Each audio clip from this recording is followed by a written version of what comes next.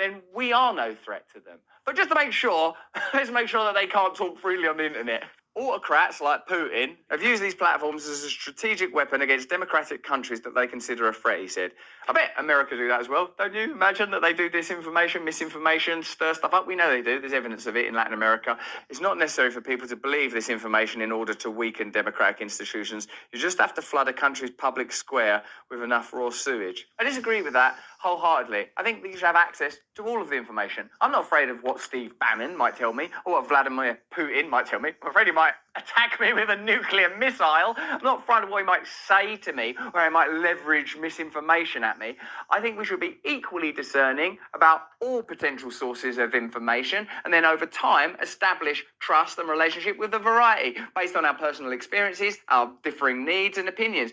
Any attempt to control the information that comes in and to control your thoughts. What do they think of us? They think that we're stupid and that we can't be trusted to discern correctly. Clearly, that's true. And they think that we're malevolent, that we have to be heavily governed and heavily controlled. I think the opposite. I think that you are bright. I think that you are beautiful. I think you're capable of making your own decisions. I don't think you need me or anybody to tell you what to think. You've been through things that I will never understand. You've experienced things that I'll never understand. You have different opinions from me for reasons that I can't comprehend and perhaps never will. And I believe in your right to be and do all of those things, aside from some pretty obvious principles that crop up in ideologies, philosophies, and theologies across the world. Don't kill each other, don't hurt each other. I think that we should be free to do whatever we want to do, to be whoever we want to be. I don't want Barack Obama or Steve Bannon or Vladimir Putin to be in charge of that. So look at who is advocating for more control, look at who is advocating for less control, and you decide for yourself who you think is the greatest threat to your freedom. Is that to raise enough questions, spread enough dirt, plant enough conspiracy theorizing that citizens no longer know what to believe? Oh, so you know what to believe. You already know democracy is in trouble. You already know that a significant number of your Congress people, all of them, are receiving lobbying money. You know that many of them are invested in stocks. That's significant information. Deal with that. Deal with that information. Forget misinformation. Come out and say, right, there might be misinformation for a while. We're stopping that. And the Wall Street and Washington revolving door, that don't move no more. And that's affected me personally because guess what I've been doing since I've been president? That would garner a little more respect and a little more trust than just more measures that look like they might lead to you not being able to express yourself on your phone. Obama says he was not surprised to learn that Putin was accused of trying to influence the 2016 presidential election through social media. It's been pretty conclusively proven that that was made up and paid for by his mates. Here's Glenn Greenwald, the Pulitzer Prize-winning right-wing fascist. A group of former intelligence and national security officials on Monday issued a jointly signed letter warning that pending legislative attempts to restrict or break up the power of big tech monopolies, Facebook, Google and Amazon, would jeopardize national security because, they argue, their centralized censorship power is crucial to advancing US foreign policy. The majority of this letter is devoted to repeatedly invoking the grave threat allegedly posed to the US by Russia as illustrated by the invasion of Ukraine, and it repeatedly points to the new dangers of Putin and the Kremlin to justify the need to preserve big tech's power in its maximalist form. Any attempt to restrict big tech's monopolistic power would therefore undermine the US fight against Moscow. That's brilliant, isn't it?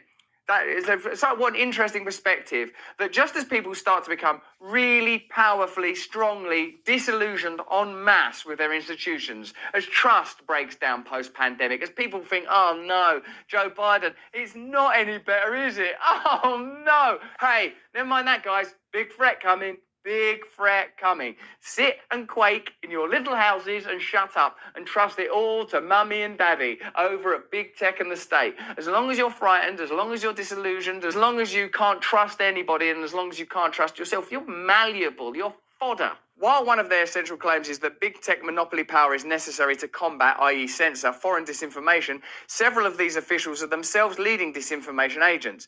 Many were the same former intelligence officials who signed the now infamous and debunked pre-election letter fraudulently claiming that the authentic Hunter Biden emails had the hallmarks of Russia disinformation. But we've already seen how they control, manage and manipulate misinformation or information, or those two subjective terms that are interchangeable according to the will, whims, and agenda of the powerful. Former Obama Director, National Intelligence James Clapper, and former Obama CIA Director Michael Morrell, former Obama CIA Pentagon Chief Leon Panetta.